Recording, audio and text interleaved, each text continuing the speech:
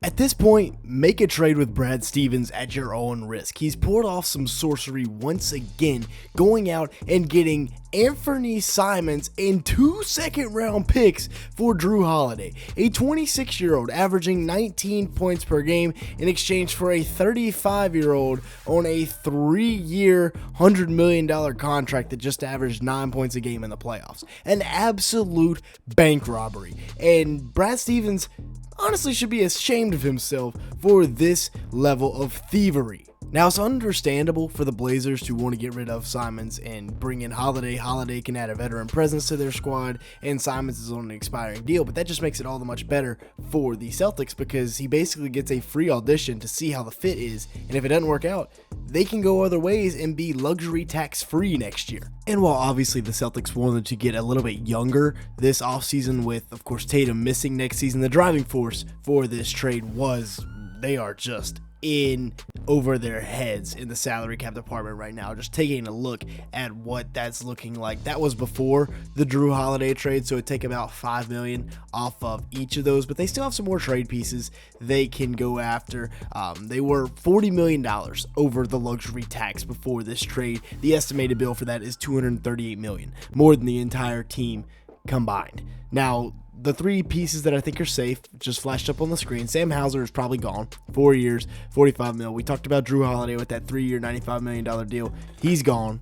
And now to me, Porzingis becomes the most interesting piece of all of this because he's on an expiring 1-year, $30 million deal. And they could very easily flip that for draft capital and get under the luxury tax for this season, but I don't know if they will. Now, the Jrue Holiday trade, like we said, he's on a 3-year, $95 million deal, and that was the driving force for it, but also his performance in the playoffs was simply not good enough. They have 2 defensive-minded guards with Holiday and Derek White, and while Derek White is fantastic on offense, Jrue Holiday was not so much in this year's playoff run. As you can see, not even 10 points per game, which is extremely rough. 49% shooting from the field, 31% from 3 on 5 attempts per game. Now, on their run to the championship a couple of years ago, he was fantastic on both sides of the ball and was averaging close to 15 points per game during that playoff run while clamping up pretty much anything that breathed. Julius Randle right there, and then Jalen Brunson, both of them, I mean, going from guarding the 4 to guarding the 1. But this year with Tatum playing more point guard and Jrue playing more off the ball, the fit didn't really seem to work as well on offense. Of course, he was still playing decent defense, but it also looked like he was a little bit worn down from the run to the finals and then Team USA. So enter Anfernee Simons, the 26-year-old with fresh legs that will come in. He actually fits well with the age of the big 3 now in Boston with Tatum and Brown at 26. He is just a little bit younger than them, but I mean, not by much, by a few months maybe.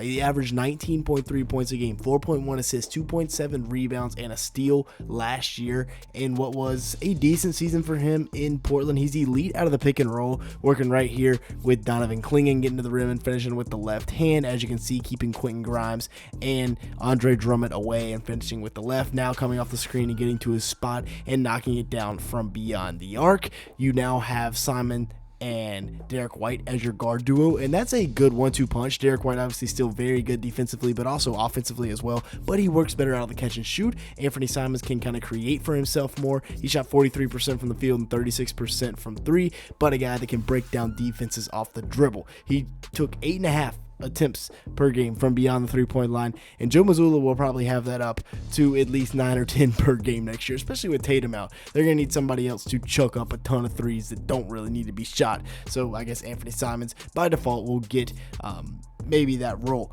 Now, looking at their lineup, their potential closing lineup, if they do decide to keep Porzingis and have Simons here, then I like that a lot. With Simon, White in the backcourt, Jaylen Brown and Jayson Tatum once he comes back.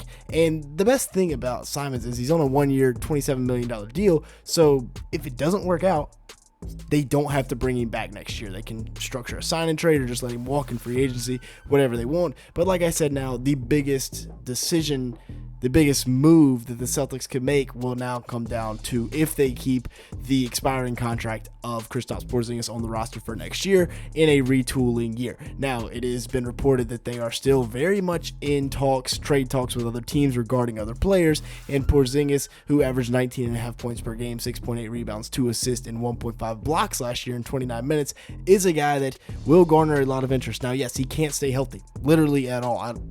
He had some sort of illness this year. It's always an injury with him, but he shot 48% from the field and 41% from three as a guy that is 7'2" with a 7'6" wingspan.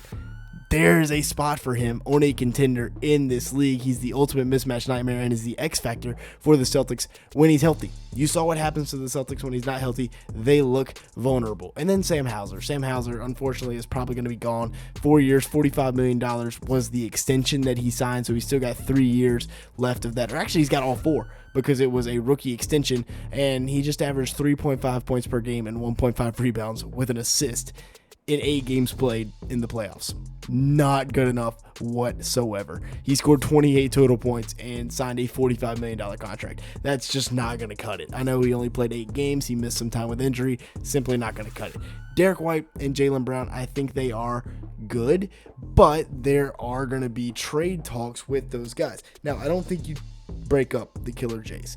Yes, Brown is on a massive contract. Yes, Tatum is on a massive contract, but I think you keep Jaylen Brown around. He just won an NBA championship literally a year ago. Wing duos are in right now in the NBA. That's what's winning championships. Jaylen Brown averaged 23 points, almost 6 rebounds a game this year. Shot 46% from the field and only 32% from 3 on 6.4 attempts. Hopefully he can really work on that in the offseason, get healthy, have a full summer to lock in on that 3-point jumper versus the Knicks in that conference semifinals series. He didn't have his best series. Now, yes, those numbers are still pretty good. You might be like, what is wrong with those numbers? Well, take a look at the efficiency. 40% from the field and 29% from 3 on 6 attempts. That is just simply not going to cut it for a guy that is the highest paid player in the league. Now, yes, he was injured. There is no doubt about it. They have come out and said he was definitely injured. He was playing on a, half-torn meniscus, and he is the 2024 Finals MVP. So I don't think you trade him unless you get an offer that is just unrefusable. Now, I think you develop Baylor Shireman here. Go ahead and trade Sam Hauser, develop Baylor. He can play the role of Sam Hauser. Over the last 16 games,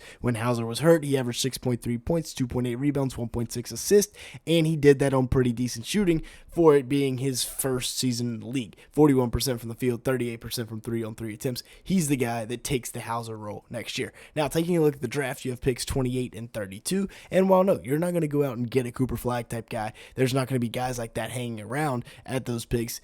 There is a chance a guy like Nick Clifford falls, a guy that spent 5 years in college, but he will come into the league ready to develop. If the Celtics get Nick Clifford, they win the draft. It's that simple because you have him to pair with the team you have next year, but also Tatum when he comes back. If they get any of these three guys, especially Coward, if they get Coward, oh my gosh, Rasheer Fleming wouldn't be a bad option either. I think all these guys will probably end up being lottery or near lottery picks, but if one of them does happen to slip, then the Celtics could pounce, and man, that would be an absolute steal. But they do have a chance. They got 2 chances to get a top 32 player in this year's draft. Thomas Sorber's another guy. Really reminds me of Bam Adebayo.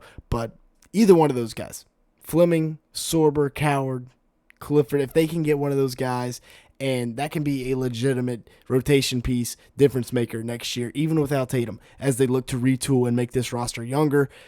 The top 40 in this year's draft class is elite. This is a great draft class. They have a golden opportunity here with not many picks going forward. Now, with that being said, that's going to be it for today's video. Thanks so much for watching. Make sure to hit the like button. Leave me a comment down below and hit that subscribe button if you did enjoy at any point. And with all that being said, thank you so much for watching today's video.